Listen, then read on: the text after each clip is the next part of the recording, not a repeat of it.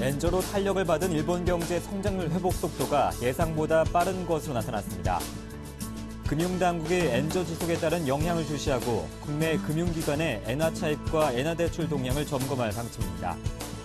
박근혜 대통령은 국가 채무 비율을 30%대 중반에서 관리하며 임기 내 균형 재정을 달성하겠다고 밝혔습니다. 신재생에너지 공급을 의무화한 첫해에 이행량이 목표치에 크게 미달한 것으로 나타났습니다.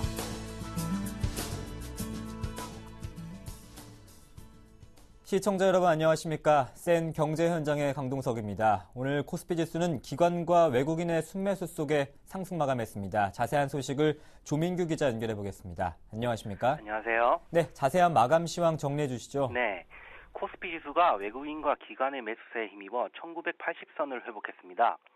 16일 코스피 지수는 전날보다 15.55포인트, 0.79% 상승한 1986.81의 거래를 마감했습니다. 전날 경제지표 혼조 소식에도 불구하고 다우지수와 S&P 500지수가 최고치를 경신한 것이 국내 증시의 투자 심리를 자극했습니다. 또 엔저 현상이 주춤한 것도 엔화 변동에 민감한 국내 증시에 긍정적 영향을 미친 것으로 분석됩니다. 외국인과 기관이 각각 2,947억 원, 1,822억 원 사들이며 지수 상승을 주도했습니다. 반면 개인이 4,662억 원 매도 우위를 나타냈습니다. 업종별로는 운수창고와 서비스업, 보험 등이 올랐고 통신업종과 종이목재, 건설업 등이 떨어졌습니다.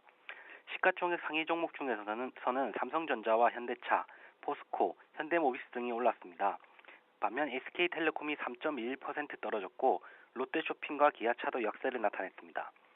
이날 유가증권 시장의 거래량은 3억 1,612만 주, 거래대금은 4조 5,908억 원을 기록했습니다. 공정위의 조사 소식에도 불구하고 NHN과 제일기획이 강세 나타냈습니다. 전문가들 어떻게 평가하고 있습니까? 네, 경제검찰로 불리는 공정거래위원회의 조사는 기업들에게 늘 엄청난 부담입니다. 자연스레 주식시장에서는 큰 악재로 받아들여지고 주가는 급락하는 경우가 많습니다.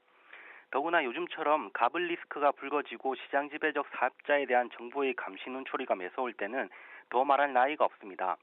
하지만 국내 포털과 광고업계에서 각각 압도적 1위를 달리고 있는 NHN과 제일기획에는 통하지 않았습니다.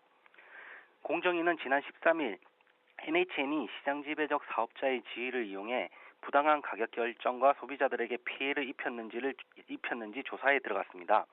하지만 이 소식이 알려진 이후에도 주가는 대래 강세를 나타내고 있습니다.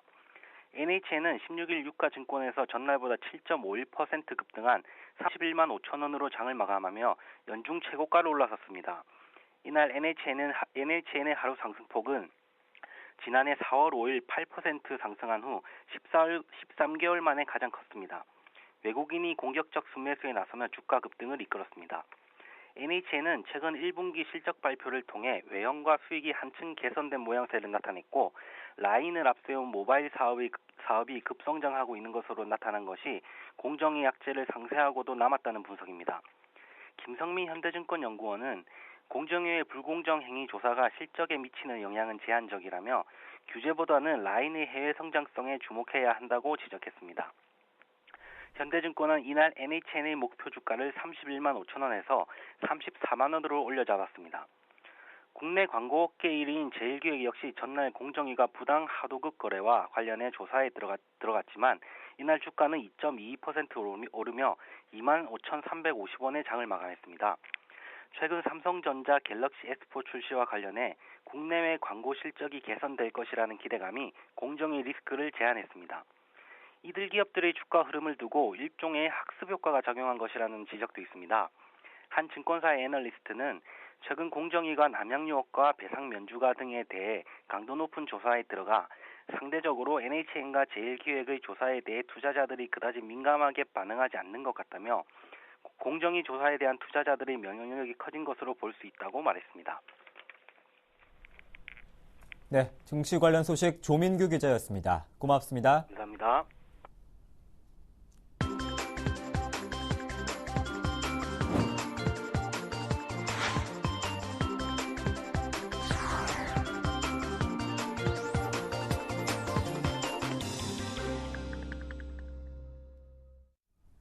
오늘의 주요 뉴스입니다. 엔저로 탄력을 받은 일본 경제 성장률 회복 속도가 예상보다 빠른 것으로 나타났습니다. 일본의 올해 1분기 실질 GDP가 전분기 대비 0.9% 성장했습니다. 이는 전분기 성장률 0.3%를 0.6%포인트 넘어선 것이고 시장의 예상치인 0.7%보다도 0.2%포인트 상회하는 수준입니다. 일본 경제는 작년 2분기 마이너스 0.2%, 3분기 마이너스 0.9%로 연속 마이너스 성장하다 4분기에 플러스 성장으로 돌아선 바 있습니다. 올해 1분기의 성장률이 1%에 육박하면서 V자형 회복세를 나타냈습니다. 이는 일본 정부의 무제한 양적 완화를 통한 엔저 덕택에 기업들의 실적이 호전되고 가계 소비가 0.9% 증가하는 등 민간 소비가 살아났기 때문으로 풀이됩니다. 금융당국이 엔저 지속에 따른 영향을 주시하고 국내 금융기관의 엔화 차입과 엔화 대출 동향을 수시로 점검할 방침입니다. 정찬우 금융위 부위원장은 오늘 열린 금융상황점검회의에 참석해 최근 심화한 엔저 현상을 언급하며 이같이 밝혔습니다. 정 부위원장은 주요국 양적 완화에 따른 유동성이 신흥국보다는 선진국에 유입돼 있고 일본 주식의 높은 수익률과 글로벌 저금리에 따른 해외 채권 매력 저하로 당분간 급격한 엔캐리 가능성은 크지 않을 전망이라고 진단했습니다. 그러나 수출 기업의 수익성 등 엔저 지속이 실물 경제에 미칠 영향을 점검하고 국내 금융기관의 엔화 차입과 엔화 대출 동향도 수시로 점검하겠다고 금융위 부위원장은 밝혔습니다. 이와 함께 금융위가 금감원은 앞으로 한 달에 한 번 합동 금융현안 점검회의를 열어 주요 업무 추진 현황을 점검하기로 했습니다. 박근혜 대통령은 국가 채무 비율을 30%대 중반에서 관리하며 임기 내 균형 재정을 달성하겠다고 밝혔습니다. 박 대통령은 16일 청와대에서 열린 새 정부 첫 재정전략회의에서 민간 역량을 활용할 수 있는 부분은 최대한 활용하고 정부는 꼭 필요한 부분에 집중해야 한다고 말했습니다. 이어 시중에 민간 유효 자금이 많이 있는데 조세 감면 등을 통해 사회 간접 자본이나 연구개발 투자 등으로 이를 끌어들일 필요가 있다고 덧붙였습니다. 박 대통령은 중앙과 지방 간 역할 분담을 재정립하고 이에 맞춰 지방 소비세 인상이나 보육료 보조율 인상 요구 등을 패키지화해 일괄 협의하는 게 바람직하다고 강조했습니다. 이 밖에도 세출 구조 조정과 세입 확충 방안에 대해 정부 부처와 당정 간의 공감대를 마련하겠다고 밝혔습니다. 신재생 에너지 공급을 의무화한 첫 해에 이행량이 목표치에 크게 미달하는 것으로 나타났습니다. 산업통상자원부는 지난해 공기업과 민간 발전사들이 전체 신재생 에너지 공급 의무량 가운데 64.7%만 이행한 것으로 집계됐다고 밝혔습니다. 회사별 이행 비율은 민간 업체인 MPC 율촌이 100%로 가장 높았으며 한국수력원자력과 한국지역난방공사, 한국수자원공사 순이었습니다. 이행률이 가장 낮은 곳은 SKENS로 32%에 그쳤습니다. 산업부는 의무 공급량을 채우지 못한 사업자에게 과징금을 부과하며 이번에 부과될 과징금은 총 180여억 원이 될 전망입니다. 정부는 에너지 공급을 안정시키고 온실가스 배출량을 줄이기 위해 일정 발전 사업자가 전체 발전량 중 일부를 풍력과 수력 등의 신재생 에너지로 발전하도록 의무화하고 있습니다.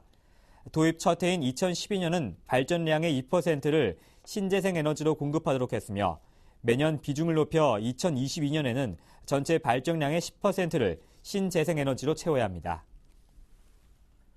정부와 채권단은 STX그룹을 조선계열 중심으로 살리는 조건으로 강덕수 그룹 회장이 사제 출연을 해야 한다고 압박했습니다. 정부와 채권단은 강 회장에게 사제 출연 등을 통해 결연한 의지를 보이라고 강하게 요구했습니다. 금융감독기관과 채권단은 최근 강 회장의 개인 재산에 대한 정밀 추적을 했으나 STX 지분을 빼면 주택과 일부 예금 외에 별로 없는 것으로 알려졌습니다. 정부는 일단 개인 재산에 모두 압류를 걸어 강 회장이 책임을 느끼고 STX를 살리는 데 매진할 수 있도록 유도할 방침입니다. 주채권은행인 산업은행은 주식회사 STX에 대한 자산 부채 정밀 실사를 2-3개월 일정으로 실시할 예정입니다. 이후 채무 재조정과 자산 매각 및 구조 조정 등이 포함된 경영 정상화 방안을 마련해 정식으로 자율협약을 체결할 예정입니다. 생산자 물가가 3년 반 만에 가장 크게 떨어졌습니다. 한국은행이 발표한 생산자 물가 지수에 따르면 4월 생산자 물가 지수는 작년 동월보다 2.8% 하락했습니다. 이는 2009년 10월 마이너스 3.1% 이래 최대 하락폭입니다. 생산자 물가지수는 지난해 10월 마이너스 0.5%를 기록한 이래 7개월 연속 하락세를 이어가고 있습니다. 이는 국제 원자재 가격 수준이 낮아진 데다 원달러 환율이 지난해 같은 달보다 1.2% 떨어졌기 때문으로 풀이됩니다. 품목별로 보면 휘발유와 경유 등 석탄, 석유 제품과 고철, 슬래브 등 제1차 금속 제품의 하락폭이 컸고 공산품은 평균 4.7% 떨어졌습니다. 정부가 코스닥 시장을 벤처 기술 기업들의 대표 시장으로 키우기 위해서 8년 만에 대규모 개편에 나선다고 합니다. 자세한 소식을 서울경제신문 구경우 기자 연결해 보겠습니다. 안녕하십니까? 네, 안녕하십니까? 네, 전날 정부가 내놓은 코스닥 시장 개편안 어떤 내용들로 구성되어 있습니까? 네, 전날 정부에서는 벤처 투자 활성화 대책을 발표하면서 코스닥 시장도 개편한다고 설명했습니다. 이번 개편의 핵심은 코스닥 시장위원회를 만들어 한국거래소 이사회에서 독립시킨다는 말입니다. 이럴 경우 기존 시장감시위원회처럼 거래소 이사장의 지위를 받지 않는 독립위원회가 됩니다. 현재 시장감시위원회는 한국거래소 이사회에서 독립된 조직으로 시장 관련 조치를 하고 있습니다.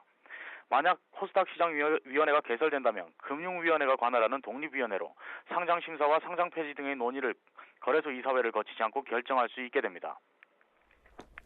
네, 이 같은 내용의 조치가 나오게 된 배경은 무엇입니까? 네, 정부에서는 그동안 투자자 보호에 초점을 맞춰 코스닥 시장에 과도한 규제를 둬 시장이 침체됐다고 판단하고 있습니다. 1996년 처음 개설된 코스닥 시장의 지수는 1000포인트로 시작했지만 현재 그 절반 수준인 500포인트 선에 머물고 있습니다. 코스닥 시장이 침체되면서 혁신기업들이 시장에 들어오기를 꺼려하게 된 것입니다. 지난 2001년 한 해 코스닥 시장에 새로 상장하는 기업은 171개사였지만 지난해에는 21개사로 줄었습니다. 이처럼 코스닥 시장이 기업들로부터 외면받는 것은 상장을 통한 자금 조달이 원활하지 못하고 상장 규제가 까다롭다고 판단하기 때문입니다. 정부는 현재 상장 때 기업의 계속성과 경영 안정성을 평가하는 항목이 55개로 너무 부담이 크다며 이를 경영 투명성 위주로 심사해 간소화시키겠다고 설명했습니다. 또 상장위원회 위원이 대부분 학계와 회계, 법조계 출신이라 이를 코스닥 시장 특성에 맞는 기술 전문가 위주로 인력 개편을 한다고 밝혔습니다. 네, 다음 달 코스닥 본부의 지배 구조와 인적 쇄신도 하겠다고 했는데 어떤 의미가 있습니까? 네, 이번 정부 발표대로 코스닥 시장위원회가 거래소로부터 독립되면 인사권을 금융위원회가 가지게 됩니다. 현재 한국거래소를 구성하고 있는 경영지원본부, 유가증권시장본부, 코스닥 시장본부, 파생상품시장본부, 시장감시본부 가운데 시장감시본부의 위원장은 금융위가 인선하는 것과 같은 논리입니다. 문제는 현재 코스닥 시장본부의 본부장이 거래소 최초 내부 승진 인사라는 점입니다. 또 지난해 임기를 시작해 임기도 1년여가 남은 상황입니다. 만약 정부와 금융위가 조직 개편과 인사를 단행한다면 코스닥 시장본부의 본부장이 물러나게 되는 상황이 벌어질 수가 있습니다. 그렇게 되면 거래소 고위임원 7인 가운데 거래소 출신은 한 명도 없게 됩니다. 네, 이 같은 발표 외에 코넥스 시장에 대한 이야기도 있지 않았습니까? 네, 7월 1일 출범을 목표로 하고 있는 코넥스 시장의 개설 내용도 포함되어 있었습니다. 코넥스 시장은 코스닥 시장보다 덩치가 작은 창업 초기 중소기업 전용 시장입니다. 기업들의 진입 장벽도 낮아 자기 자본 5억 원, 연매출 10억 원, 순이익 3억 원 중 한 가지만 충족시켜도 상장이 가능합니다. 정부는 코넥스 시장의 활성화를 위해 기업들의 상장 요건을 더 파격적으로 낮춘다고 발표했습니다. 감사 의견 적정과 지정 자문인 지정, 재무 요건 등 상장 요건을 최소화하고 공시 의무도 29개 항목으로 줄여 코스닥 시장 64개의 절반 이하로 부담을 낮췄습니다. 또 코넥스 상장 기업은 출자금의 20% 이내로 투자를 받게 하는 창투 종합 제한도 없앤다고 설명했습니다. 상장 기업에 적용되는 양도차익과 배당소득, 증권거래세도 비과세할 예정이라고 밝혔습니다. 네, 증권부 구경우 기자였습니다. 고맙습니다. 감사합니다.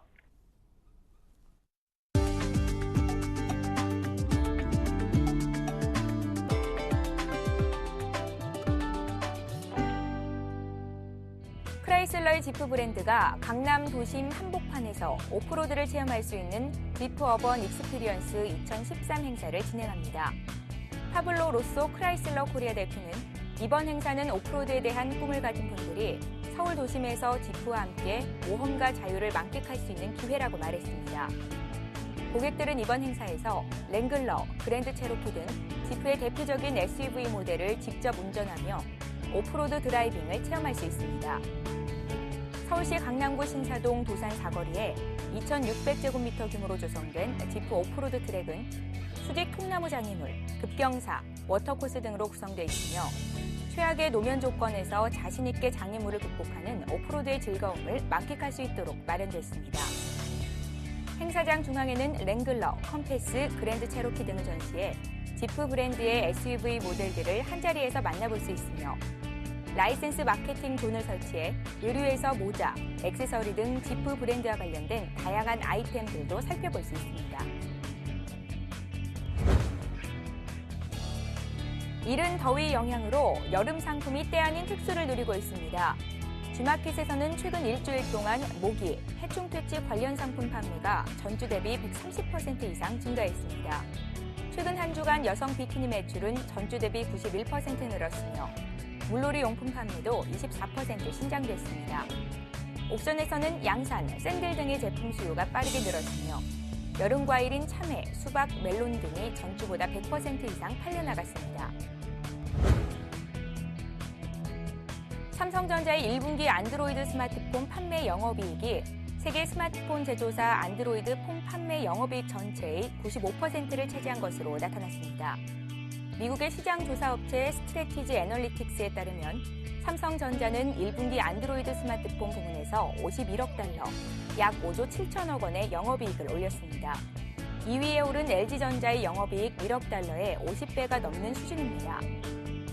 닐 보스턴 스트래티지 애널리틱스 이사는 삼성은 강한 시장 지배력으로 안드로이드 생태계의 향후 방향에 영향을 줄 수 있다고 평가했습니다. 업계 1위 포털 네이버를 운영하고 있는 NHN이 영국령 케이먼 제도에 세운 페이퍼 컴퍼니를 9년 만에 청산했습니다. 케이먼 제도는 소득세, 상속세, 증여세 등 직접세가 전혀 없어 대표적인 세금 회피 창구 역할을 해왔습니다. 네이버는 2004년 6월 중국 게임 업체인 아워게임을 인수하며 중국 시장 진출과 미국 나스닥 시장 상장을 위해 케이먼 제도의 법인을 설립했습니다. 이후 아워게임의 사업 가치가 떨어지자 2010년 이 업체를 중국계 회사에 매각하고 케이먼 제도 법인 청산 절차를 밟아왔습니다. KT는 선불 충전형 전자지갑 서비스인 주머니의 이용 환경을 소비자 친화적으로 개선한 주머니 2.0 버전을 출시한다고 밝혔습니다. 주머니는 휴대전화를 이용해 간편한 송금, 출금, 온 오프라인 결제가 가능한 애플리케이션으로 충전한 금액 한도 안에서 모바일 뱅킹, 모바일 교통카드 충전, 결제 서비스 등의 기능을 이용할 수 있습니다. KT는 주머니 2.0 출시를 기념해 이달 말까지 편의점, 카페 등 23개 가맹점에서 바코드 결제나 기프티쇼 구매 시 최대 10%의 캐시백 서비스를 제공하는 이벤트를 진행합니다. 5월 16일 센 경제 현장이었습니다. 고맙습니다.